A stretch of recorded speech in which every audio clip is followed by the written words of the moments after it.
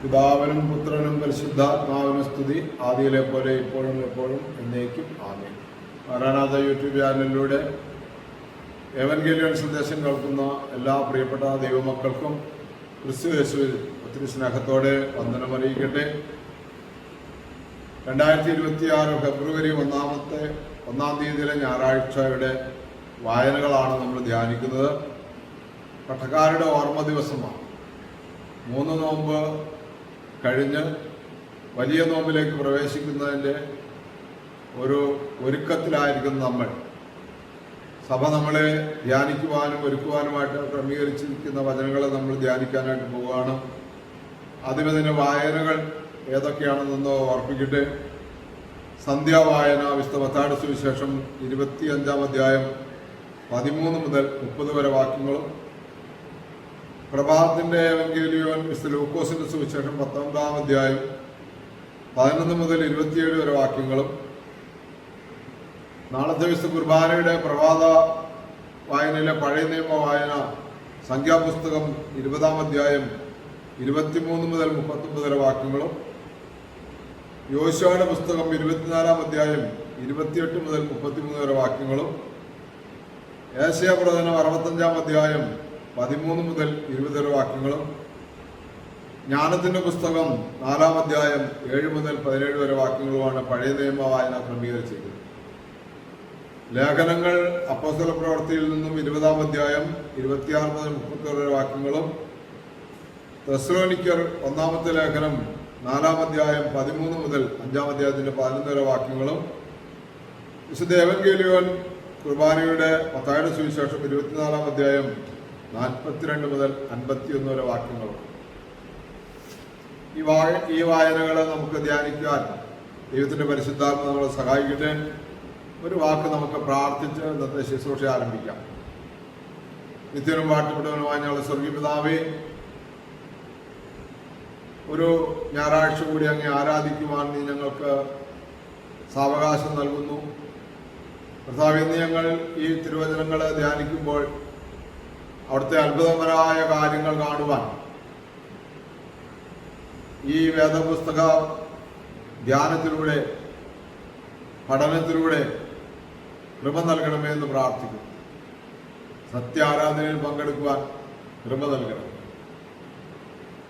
മനുഷ്യന്റെ ജീവിതത്തെക്കുറിച്ചും അതിൻ്റെ നശ്വരതയെക്കുറിച്ചും ധ്യാനിക്കുവാൻ, എന്നാൽ മനുഷ്യന്റെ നിത്യജീവനെക്കുറിച്ചും അതിൻ്റെ അനശ്വരതയെക്കുറിച്ച് ധ്യാനിക്കുവാനും അവിടുത്തെ കൃപ നൽകണമെന്ന് പ്രാർത്ഥിക്കുന്നു. യേശുവേ, ഇന്നത്തെ ശുശ്രൂഷ പരിശുദ്ധാത്മാവിനാൽ നയിക്കണമേ. കേൾക്കുന്നവരിലും സംസാരിക്കുന്നവരൊക്കെ എന്നിലും തിരക്തത്തിന്റെ സംരക്ഷണവും കാവലും കൂട്ടും കോട്ടയും ഉണ്ടാകണമേ. പരിശുദ്ധ അമ്മയുടെയും സകല വിശുദ്ധന്മാരെയും ശുദ്ധിമതികളുടെയും മധ്യസ്ഥയിൽ അഭയപ്പെടുന്നു. എല്ലാ നന്മകളാലും ഐശ്വര്യങ്ങളാലും നിറയ്ക്കണമെന്ന് യേശുവിന്റെ നാമത്തിൽ പിതാവായ ദൈവമേ പ്രാർത്ഥിക്കുന്നു. കൃപയുടെ ഘട്ടത്തിൽ തരുമാറാകണമേ. ആമീൻ. ഹല്ലേലൂയ. പ്രിയമുള്ളവരെ, സങ്കീർത്തന പുസ്തകം 132-ാമത്തെ സങ്കീർത്തനം 9-10 വാക്യങ്ങൾ നമ്മളിങ്ങനെ വായിക്കുന്നുണ്ട്. നിന്റെ പുരോഹിതന്മാർ നീതിയും നിന്റെ പുണ്യവാന്മാർ മഹത്വവും ധരിക്കട്ടെ.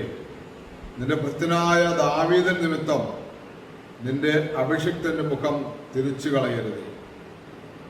സകല പട്ടക്കാരുടെ ഓർമ്മ ദിവസമാണ് ഈ 1-ാമത്തെ ഞായറാഴ്ച, അല്ലെങ്കിൽ 1-ാം തീയതി ഞായറാഴ്ച വരുന്ന നാളത്തെ ദിവസം.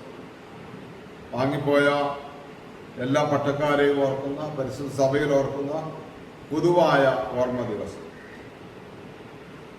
അവിടെ ഈ സങ്കീർത്തനക്കാരൻ പറയുന്ന ഈ വാചനം ഏറ്റവും ചിന്തനീയമാണ്. നിന്റെ പുരോഹിതന്മാർ നീതിയും നിന്റെ പുണ്യവാന്മാർ മഹത്വവും ധരിക്കട്ടെ. നിന്റെ ഭൃത്യനായ ദാവീദിൻ നിമിത്തം നിന്റെ അഭിഷിക്തന്റെ മുഖം തിരിച്ചു കളയുക.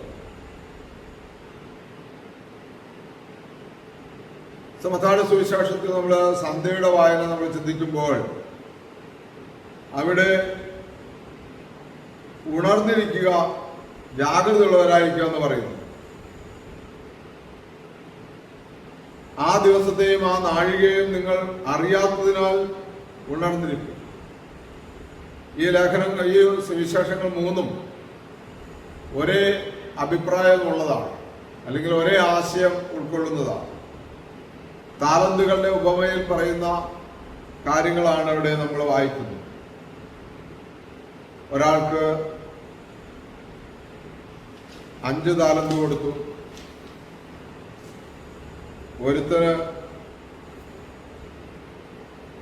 2 കൊടുത്തു,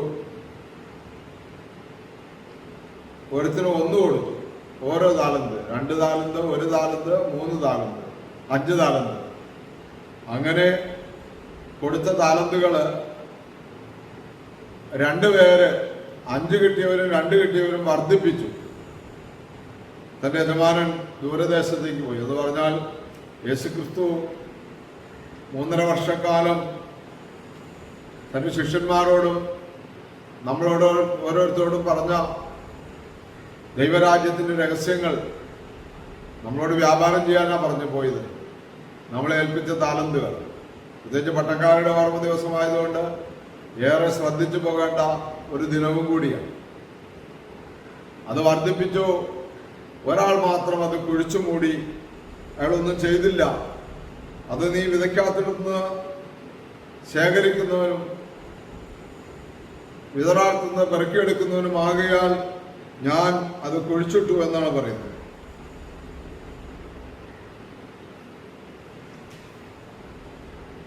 അപ്പോൾ പ്രവർത്തിക്കാതിരുന്നവന് വലിയ വില കൊടുക്കേണ്ട വന്നു. അവിടെ കരച്ചിലും പല്ലുകടിയും ഉണ്ടാകുമെന്നും പുറത്തുള്ള അന്ധകാരത്തിലേക്ക് തള്ളപ്പെടുമെന്നും എഴുതിയിരിക്കുകയാണ്. ഇതുപോലെ തന്നെയാണ് ലൂക്കോസിന്റെ സുവിശേഷം പ്രഭാത വായനയിൽ പറയുന്നത്. കുലീനനായ ഒരു മനുഷ്യൻ രാജാധികാരം പ്രാപിച്ചുകൊണ്ട് മടങ്ങി വരുവാനായി ദൂരദേശത്തേക്ക് പോയെന്നാണ്. എല്ലാം യേശുവിന്റെ സ്വർഗാരോഹണവും രണ്ടാമത്തെ വരവിനെയും സൂചിപ്പിക്കുന്നതാണ്. അപ്പോൾ നമ്മളെ ഏൽപ്പിച്ചിരിക്കുന്ന ഉത്തരവാദിത്തങ്ങൾ, ദൈവരാജ്യത്തിന്റെ മർമ്മങ്ങൾ മറ്റുള്ളവർക്ക് പറഞ്ഞുകൊടുത്ത് നമ്മൾ ശുശ്രൂഷിക്കണം എന്നാണ് ഇവിടെ ബോധ്യപ്പെടുത്തുന്നത്. വ്യാഖ്യാനിക്കാൻ സമയമില്ലാത്തതുകൊണ്ട് നിങ്ങളത് വായിച്ച് എഴുതിലെ പരിശുദ്ധാത്മാവ് നിങ്ങൾക്ക് മനസ്സിലാക്കി തരും. ഇനി പഴയ നിയമ വായനകൾ നമ്മൾ വായിക്കുമ്പോൾ പുരോഹിതനായ അഹറോൻ മെരീബാ ജലാശയത്തിങ്കിൽ വെച്ച്, അല്ലെങ്കിൽ കലഹജലത്തിങ്കിൽ വെച്ച് ദൈവത്തിന്റെ കൽപ്പന മറന്നുകൊണ്ട് കനാൻ ദേശം പ്രാപിക്കാൻ അവന് കഴിയില്ല എന്ന് ദൈവം പറയുന്നതും അവൻ കനാൻ ദേശത്ത് എത്താതെ മരണപ്പെടുന്നതും അവന്റെ മകനിലേക്ക് പൗരോഹിത്യ നിലവരം പകരപ്പെടുന്നതുമാണ് ആ ഭാഗം നമ്മൾ വായിക്കുന്നത്. അപ്പോൾ നമ്മളിങ്ങനെ പുരോഹിതന്മാരെ ഓർക്കുമ്പോൾ, ആചാര്യന്മാരെ ഓർക്കുമ്പോൾ ഇങ്ങനെ പാടുന്നുണ്ട്: മുടികൾ മുടഞ്ഞോട്ടി തകിടും ബലിപീഠത്തിൽ ഇരിക്കൊണ്ട് നിർമ്മലരായി പരികർമ്മിപ്പോരാചാര്യർക്കാ ചൂടിയത്. ആരാണോ നന്മയിൽ പെരുമാറുന്നത് അവർക്കത് ലഭിക്കുമെന്ന് പറയുന്നു. വീണ്ടും നമ്മൾ ജ്ഞാനത്തിന്റെ പുസ്തകം വായിക്കുമ്പോൾ അവിടെ വളരെ വ്യക്തമായി പറയുന്ന ഒരു കാര്യമുണ്ട്. നീതിമാൻ ചെറുപ്പത്തിൽ തന്നെ മരിച്ചാലും അവൻ പൂർണ്ണതയുള്ളവനായി തീരുമെന്ന് പറയുന്നു. നീതിമാനായ മനുഷ്യൻ പെട്ടെന്ന് മരിച്ചാലും അവൻ ആശ്വാസത്തിലായിരിക്കും. ദീർഘായുസോടിരുന്ന് മരിച്ചാലും അവൻ ബഹുമാനത്തിൽ കാണപ്പെടും. ദീർഘായുസും ബഹുമാനവും കാലദൈർഘ്യത്തെ ആശ്രയിച്ചല്ല, സംവത്സരങ്ങളുടെ എണ്ണം കൊണ്ടുമല്ല. നമ്മളൊക്കെ പറഞ്ഞിരിക്കുന്നത് ദീർഘായുസ് കിട്ടുന്നതൊക്കെ ദൈവാധീനമാണ്, അനുഗ്രഹമാണ്, ഐശ്വര്യമാണെന്നൊക്കെ നമ്മൾ പറയുന്നു. നല്ലത് തന്നെ. പക്ഷെ ബൈബിൾ പറയുന്നു, വേദപുസ്തകം പറയുന്നത് എങ്ങനെയാണ്? നീതിമാനായ മനുഷ്യൻ ബാല്യത്തിൽ മരിച്ചാലും യൗവനത്തിൽ മരിച്ചാലും അവൻ പൂർണ്ണനാകുന്നു എന്ന് ബൈബിൾ പറയുകയാണ്.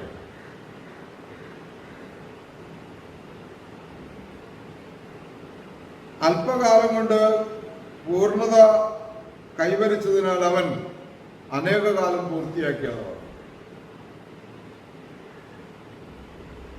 അങ്ങനെ ജീവിച്ചിരുന്നപ്പോൾ നന്മ ചെയ്യുന്നതാണ് നിത്യജീവന്റെ മാനദണ്ഡമെന്നും അതിന് പ്രായമല്ല കണക്ക്, പ്രവൃത്തിയാണ്, അല്ലെങ്കിൽ വിശ്വാസത്തോടു കൂടിയുള്ള നന്മയാണ്, സുഹൃതമാണ് കണക്ക് എന്ന് ഇവിടെ ഓർപ്പിക്കുക.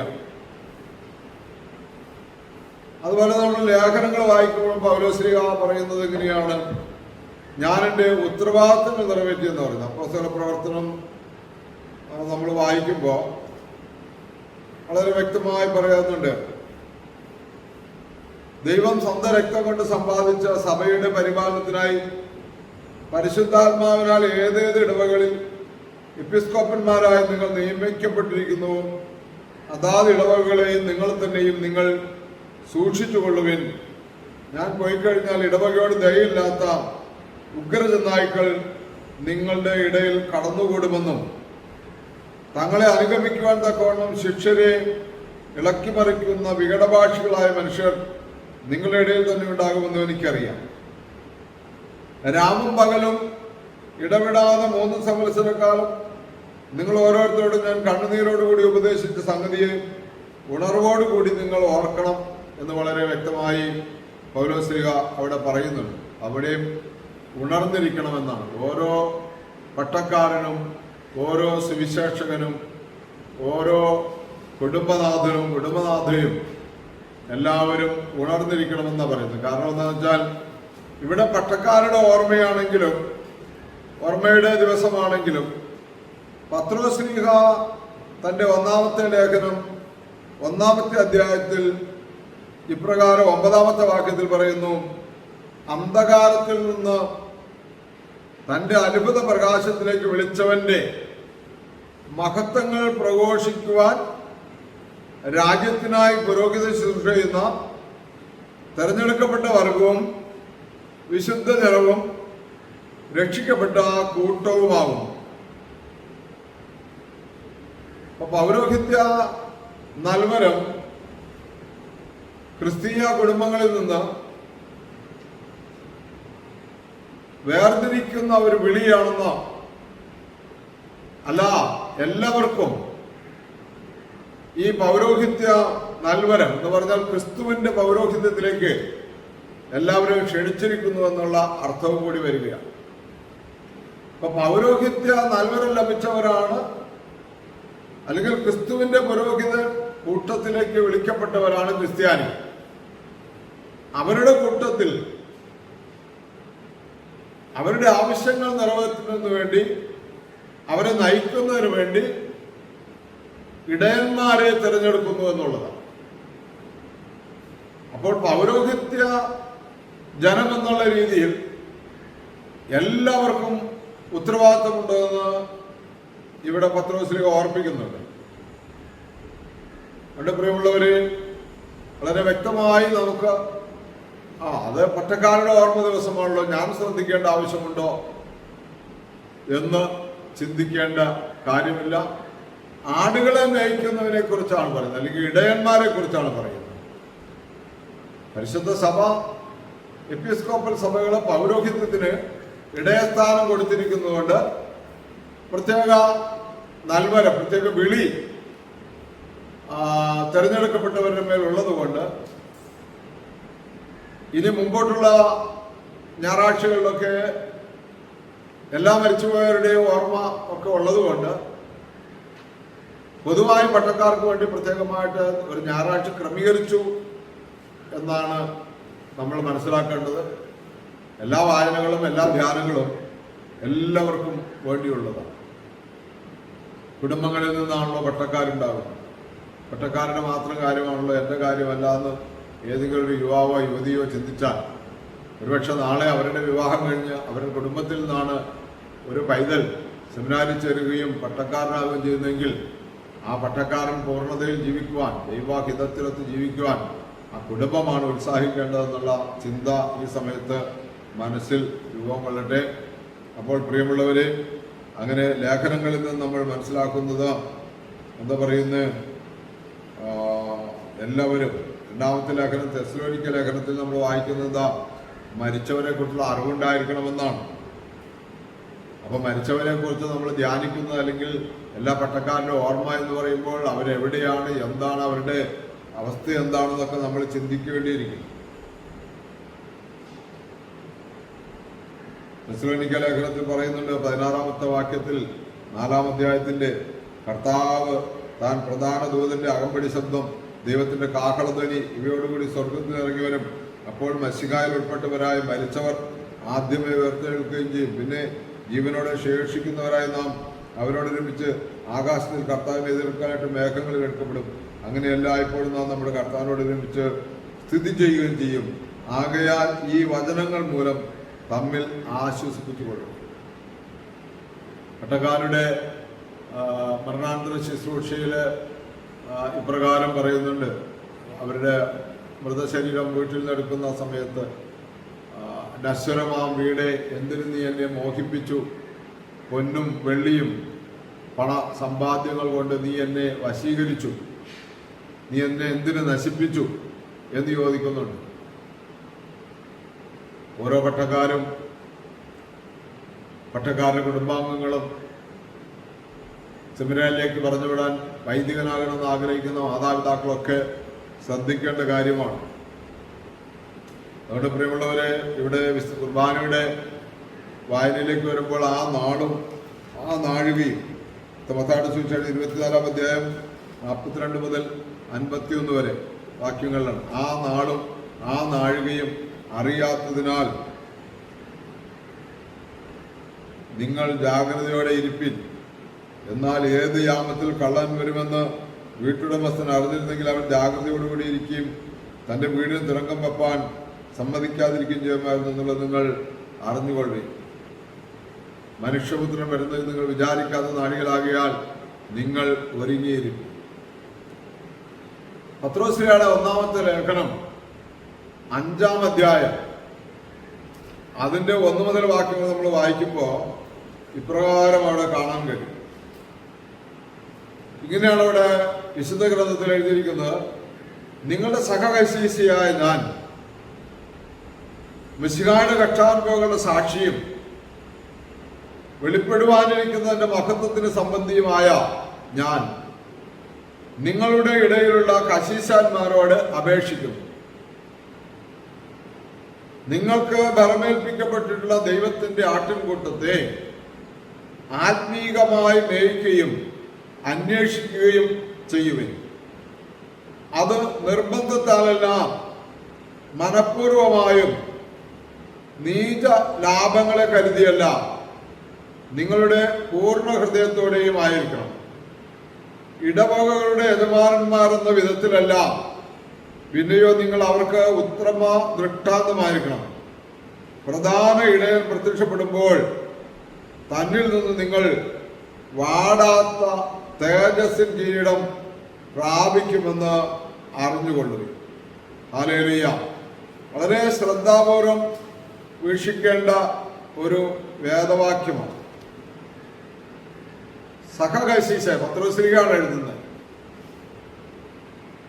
ഇന്ന് പത്രോസിന്റെ ശ്ലൈഹിക സിംഹാസനത്തിലിരിക്കുന്ന പാത്രീസ്മാവ സഭയ്ക്കും പള്ളികൾക്ക് കൽപ്പനപ്പെടുന്നത് പോലെ, അങ്ങനെ പറഞ്ഞാൽ പെട്ടെന്ന് മനസ്സിലാവുമല്ലോ. അന്ന് സഭയിലേക്ക് പത്രോസ്ലീഹ എഴുതുകയാണ്. വളരെ എളിമപ്പെട്ട്, വളരെ വിനയപ്പെട്ട്, വളരെ താഴ്മപ്പെട്ട്.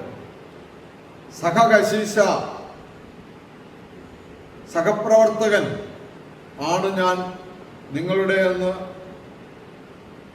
അഭിസംബോധന ചെയ്തുകൊണ്ടാണ്. മാത്രമല്ല, നിങ്ങളുടെ ഇടയിലുള്ള കശീശന്മാരോട് എന്ന് പറഞ്ഞാൽ അച്ഛന്മാരോട് അപേക്ഷിക്കുന്നു എന്നാണ് പറയുന്നത്. നിങ്ങൾക്ക് ഭരമേൽപ്പിക്കപ്പെട്ട ദൈവത്തിന്റെ ആട്ടിൻകൂട്ടത്തെ ആത്മീയമായി മേയിക്കുകയും, ശ്രദ്ധിച്ചുകൊള്ളണം, ആത്മീയമായി മേയിക്കുകയും അന്വേഷിക്കുകയും ചെയ്യുക. അത് നിർബന്ധത്താലല്ല, മനഃപൂർവമായും നീച ലാഭങ്ങളെ കരുതിയല്ല, നിങ്ങളുടെ പൂർണ്ണ ഹൃദയത്തോടും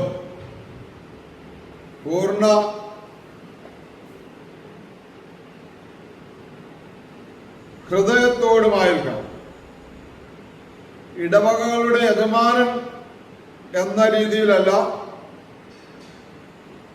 പിന്നെയോ നിങ്ങൾ അവർക്ക് ഉത്തമ ദൃഷ്ടാന്തമായിരിക്കണം, മാതൃകയായിരിക്കണം എന്ന് പറയുന്നു. അങ്ങനെയായാൽ പ്രധാന ഇടയൻ, നമ്മൾ നേരത്തെ വായിച്ചു കേട്ട പോലെ യജമാനൻ തിരികെ വരുമ്പോൾ, കുലീനനായ മനുഷ്യൻ തിരികെ വരുമ്പോൾ വാടാത്ത കിരീടം നിങ്ങൾക്ക് ലഭിക്കുമെന്ന് വിശുദ്ധ വേദപുസ്തകം നമ്മളെ പഠിപ്പിക്കുക. എന്നാൽ ഇവിടെ യഹൂദ പുരോഹിതന്മാരെ കുറിച്ച് എസെക്കിയേൽ പ്രവാചകന്റെ പുസ്തകം 34-ാമത്തെ അധ്യായത്തിൽ നമ്മൾ ഇപ്രകാരം വായിക്കുന്നുണ്ട്. നമ്മളെല്ലാവരും അതൊന്ന് ചിന്തിച്ച് മുന്നോട്ട് പോകേണ്ടത് നല്ലതാണ്. മനുഷ്യപുത്രനായ ഇസ്രായേലിന്റെ ഇടയന്മാരെ കുറിച്ച് പറയേണ്ടത്, ദൈവമായ കർത്താവ് ഇപ്രകാരം അരുളി ചെയ്യുന്നു: തങ്ങളെ തന്നെ മേയിക്കുന്ന ഇസ്രായേലിന്റെ ഇടയന്മാർക്ക് ആ കഷ്ടം. ആടുകളെ അല്ലയോ ഇടയന്മാർ മേയിക്കേണ്ടത്? നിങ്ങൾ മേധസ് തിന്നുകയും ആട്ടുരോമ വസ്ത്രം ധരിക്കുകയും തടിച്ചിരിക്കുന്നവയെ അറക്കുകയും ചെയ്യുന്നു. ആടുകളെ നിങ്ങൾ മേയിക്കുന്നേയില്ല. കൊഴുത്തതിനും തടുത്തതിനെ ഇടയന്മാരെല്ലാം ഇങ്ങനെ ഒരു അധികാരത്തിന്റെ പുറകെ, സമ്പന്ന വർഗത്തിന്റെയും പുറകെ പോയി അതിനെ കറുത്ത് ഭക്ഷിച്ച് മുന്നോട്ട് പോവുകയാണ്. ആടുകളെ മേയ്ക്കുന്നില്ല. ബലഹീനമായതിനെ ശക്തീകരിക്കുകയോ രോഗബാധിതമായതിനെ ചികിത്സിക്കുകയോ ഒടിഞ്ഞതിന്റെ മുറിവ് കെട്ടുകയോ ചിതറിപ്പോയതിനെ തിരികെ വരുത്തുകയോ കാണാതെ പോയതിനെ അന്വേഷിക്കുകയോ ചെയ്യാതെ കാഠിന്യത്തോടും ക്രൂരതയോടും കൂടെ അവയെ ഭരിക്കുകയാകുന്നു. ഇടയനില്ലായകയാൽ അവ ചിതറിപ്പോയി. അങ്ങനെ അവ സകല വന്യമൃഗങ്ങൾക്കും ഇരയായി തീർന്നു. എസെക്കിയേൽ പ്രവചനം 34-ാം അധ്യായം നിങ്ങൾ തന്നെ വായിക്കുക. സമയത്തിന് ചുരുക്കം കൊണ്ട് ഇവിടെ അവസാനിപ്പിക്കട്ടെ. ഇടയന്മാർ ആടുകളെ മേയ്ക്കാതെ തന്നെ തന്നെ പുഷ്ടിപ്പെടുത്തുവാൻ, തന്നെ തന്നെ നിലനിർത്തുവാൻ വേണ്ടി തനിക്ക് ബോധിച്ച പോലെ തനിക്ക് ഇഷ്ടമുള്ളവരൊക്കെ കൂട്ടുചേർന്ന് അധികാരങ്ങൾക്കും സമ്പത്തിനും വേണ്ടി എല്ലാം നല്ല വഴികളും വിട്ട് ചെയ്യേണ്ട നന്മകളൊക്കെ എന്താണെന്ന് അറിഞ്ഞിട്ടും ചെയ്യാതെ തെറ്റിപ്പോയി എന്നാണ് പറയുന്നത്.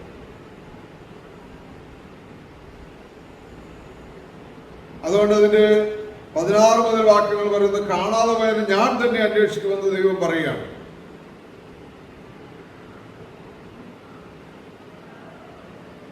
അവിടെയാണ് പത്രോശ്ലീഹ ഇത്രയും താഴ്മയോടെ പറയുന്നത്, നിങ്ങൾ മേയ്ക്കേണ്ടത്, നയിക്കേണ്ടത് യജമാനത്വത്തോടു കൂടിയല്ല, നീർജ ലാഭങ്ങളെ കരുതിയല്ല. അവിടെയാണ് ഞാൻ ആദ്യം പറഞ്ഞത്, അച്ഛന്മാരുടെ ആ മൃതശരീര സംസ്കാര ശുശ്രൂഷയുടെ ഭാഗത്ത് നശ്വരമായ വീട് എന്തിനു നീ എന്നെ മോഹിപ്പിച്ചു? സ്വർണം കൊണ്ടും വെള്ളി കൊണ്ടും സമ്പത്ത് കൊണ്ടും നീ എന്നെ എന്തിന് വഴിതെറ്റിച്ചു? ജാഗരൂകരായിരിക്കേണ്ടവർ ജാഗ്രത നഷ്ടപ്പെട്ടാൽ അല്പാലസ്യം മൂലമിതാ പിഴ വഴി അവനെ നയിക്കുന്നു, ശ്രേഷ്ഠത്താൽ ആത്മവധം ചെയ്യും. നീച ലാഭങ്ങളെ കരുതിയല്ല, അത് നിർബന്ധത്താലല്ല. അപ്പോ ഈ രണ്ട് ഭാഗവും കൂടി വായിക്കണം. എസെക്കിയേൽ പ്രവചനം 34 വായിക്കണം. പത്രോസിന്റെ 1-ാമത്തെ ലേഖനം 1-ാം അധ്യായം 9 മുതൽ വാക്യങ്ങൾ വായിക്കണം. 1 പത്രോസിന്റെ 5-ാം അധ്യായം 1 മുതൽ വാക്യങ്ങളും വായിക്കണം. ഇത്തരം വായിച്ചു കഴിയുമ്പോൾ നേതൃത്വ നിലയിലിരിക്കുന്നവരൊക്കെ എപ്രകാരമാണ് പ്രവർത്തിക്കേണ്ടത്, എവിടെയെങ്കിലും ജീവിതത്തിൽ വീഴ്ചകൾ പറ്റി തെറ്റുപറ്റിയിട്ടുണ്ടെങ്കിൽ തിരിച്ചു വരാനും ഈ വചന കേൾവിയും വായനയൊക്കെ മുഖാന്തരമാകും. അപ്പോൾ പിതാക്കന്മാർ ഈ വായന നമുക്ക് ക്രമീകരിച്ചു തന്നത്, നമ്മൾ ഇന്നത് കേട്ട് ഈ പുസ്തകങ്ങളെല്ലാം വായിച്ച് പൂർണ്ണത പ്രാപിക്കുകയാണ്. ജ്ഞാനത്തിൻ്റെ പുസ്തകം നമ്മൾ വായിച്ചതുപോലെ ചെറുപ്പമായാലും വാർദ്ധക്യമായാലും ദൈവിക പൂർണ്ണത കൈവരിക്കുവാൻ വേണ്ടിയാണ് എന്ന തിരിച്ചറിവോടുകൂടി നമ്മളെ തന്നെ പൂർണ്ണമായി സമർപ്പിക്കാം. തെറ്റുകളും കുറ്റങ്ങളൊക്കെ പൊറുക്കണമേ എന്ന് പ്രാർത്ഥിക്കാം. വഴിതെറ്റിപ്പോയെങ്കിൽ തിരിച്ചു വരാം. ആടുകളെ മേയ്ക്കാം. എല്ലാ നന്മകളും അനുഗ്രഹങ്ങളും നമുക്ക് ദൈവം പ്രദാനം ചെയ്യും. താഴ്ത്തി ഒരു വാക്ക് സമർപ്പിക്കാം. നിത്യനും വാഴ്ത്തപ്പെട്ടവരുമായ ഞങ്ങളുടെ കർത്താവേ, ഞങ്ങളുടെ പൗരോഹിത്യ വിളിയുടെ നാളുകളിൽ, ഞങ്ങളുടെ ഉത്തരവാദിത്വത്തിൻ്റെ ഈ നാളുകളിൽ എപ്പോൾ ഏതു നേരത്ത് കർത്താവ് വരുമെന്ന് അറിഞ്ഞുകൂടാ. എപ്പോൾ ഏതു നേരത്ത് ഞങ്ങളുടെ മരണം സംഭവിക്കുന്ന അറിയില്ല. കള്ളനെ പോലെ അത് വരുമെന്നാണ് പൗലോസ്ലീഹ പറയുന്നത്. കർത്താവ് പറഞ്ഞു ഏത് യാമത്തിൽ വരുമെന്നോ ഏത് നാഴികയിൽ വരുമെന്നോ അറിഞ്ഞുകൂടാ. കർത്താവെ, ഞങ്ങൾ ഇന്നുവരെയും ഞങ്ങളുടെ ജീവിതത്തിൽ ചെയ്തിട്ടുള്ള നന്മകളൊക്കെയും അവിടുന്ന് കണക്കിട്ടുണ്ടല്ലോ. ഏതേ വിധത്തിലൊക്കെ ഞങ്ങളുടെ ഏൽപ്പിച്ചിരിക്കുന്ന താലന്തുകളെ അത് വ്യാപാരം ചെയ്യാതെ, ഞങ്ങൾ എസ്കേൽ പുരാണത്തിൽ വായിച്ചതുപോലെ തടിച്ചതിനെ കറുത്ത് ഭക്ഷിച്ചു, ബലഹീനമായതിനെ വെച്ച് കെട്ടിയില്ല, ഒടിഞ്ഞതിൻ്റെ മുറിവ് കെട്ടിയില്ല. ഞങ്ങളുടെ സൗകര്യങ്ങളും സുഖങ്ങളും അനുഭവിക്കാൻ വേണ്ടി അധികാരത്തിനും സമ്പത്തിനും ഒക്കെ ഞങ്ങൾ പരക്കം പാഞ്ഞു. കർത്താവേ, ഇടവകയിലെ പാവപ്പെട്ടവരെ, ഇടവകയിലെ കഷ്ടപ്പെടുന്നവരെ, കർത്താവെ, അവരെയൊക്കെ പരിഗണിക്കണമെന്ന് പലപ്പോഴും തോന്നിയില്ല. നല്ലൊരു ദൈവവചന ധ്യാനയോഗങ്ങളൊക്കെ നടത്തണമെന്ന് ഒരിക്കലും ചിന്തിച്ചില്ല. ഞങ്ങളെ തന്നെ പരിപോഷിപ്പിക്കുവാൻ വേണ്ടി ജോലി കാര്യങ്ങളിലൊക്കെ ഞങ്ങൾ വ്യാപൃതരായി. സുവിശേഷ വേലയിൽ ഞങ്ങൾ വ്യാപൃതരായില്ല. ഞങ്ങൾ ചിന്തിച്ചു, ഒരു ഐതികനായി ഒരു പള്ളി ഭരണം നടത്തിയാൽ എന്ത് ശമ്പളം കിട്ടും? ഒന്നും കിട്ടില്ല. അപ്പോൾ സൈഡായിട്ട് നല്ല വിദ്യാഭ്യാസം വേണം, നല്ല ജോലി വേണം, സാമ്പത്തിക സൗകര്യങ്ങൾ വേണം. എങ്കിലാണ് ഞങ്ങളുടെ ഭാവി ജീവിതം ഭദ്രമാകുകയുള്ളെന്ന് ഞങ്ങൾ വിചാരിച്ചു. കർത്താവേ, അപ്പോൾ ഞങ്ങൾക്ക് ഒടിഞ്ഞതിനെ വെച്ച് കെട്ടുവാനോ മുറിവേറ്റതിനെ ശക്തിപ്പെടുത്തുവാനോ ബലഹീനതമായതിനെ ശക്തിപ്പെടുത്തുവാനോ ഒന്നും കഴിഞ്ഞില്ല. അതുകൊണ്ട് അവയെല്ലാം ചിതറിപ്പോയി നാല് വശത്തേക്ക്. ഞങ്ങളെ ഭരമേൽപ്പിക്കപ്പെട്ട എപ്പിസ്കോപ്പൽ സഭകളിൽ, ഈ സഭകളിൽ നിന്ന് ധാരാളം ആളുകൾ കർത്താവേ പൗരോഹിത്യമില്ലാത്ത സഭകളിലേക്ക് ചേക്കേറി. ഒക്കെ ഞങ്ങളുടെ കുറ്റം കൊണ്ടാണ്, ഞങ്ങളുടെ കുറവ് കൊണ്ടാണെന്ന് ഞങ്ങൾ തിരിച്ചറിയുന്നു. കർത്താവേ, ഈ വിധത്തിൽ ഏതെങ്കിലും വിധത്തിൽ ഞങ്ങളുടെ പട്ടക്കാർ ഞങ്ങളുടെ കുടുംബങ്ങളിൽ നിന്ന്, സഭയിൽ നിന്ന് മരണം മൂലം മാറ്റപ്പെട്ടപ്പോൾ അവർക്ക് ആ കുറവുകൾ വന്നിട്ടുണ്ടെങ്കിൽ തമ്പുരാനെ ചോദിക്കുന്നു, ക്ഷമ ചോദിക്കുന്നു. അവർക്കും കൂടി വേണ്ടി ഞങ്ങൾ ഇരട്ടി വേല ചെയ്തു കൊള്ളാമെന്ന് ഏറ്റുപറയുന്നു. ഞങ്ങളെ സഹായിക്കണം, ബലപ്പെടുത്തണം. അവിടുത്തെ കൃപയാലല്ലോ ഞങ്ങളെല്ലാവരും നയിക്കപ്പെടേണ്ടത്. യേശുവിന്റെ പരിശുദ്ധനാമത്തിൽ സമർപ്പിക്കുന്നു. കൃപയുടെ ഘട്ടത്തിൽ തരുമാറാകണമേ. ആമേൻ.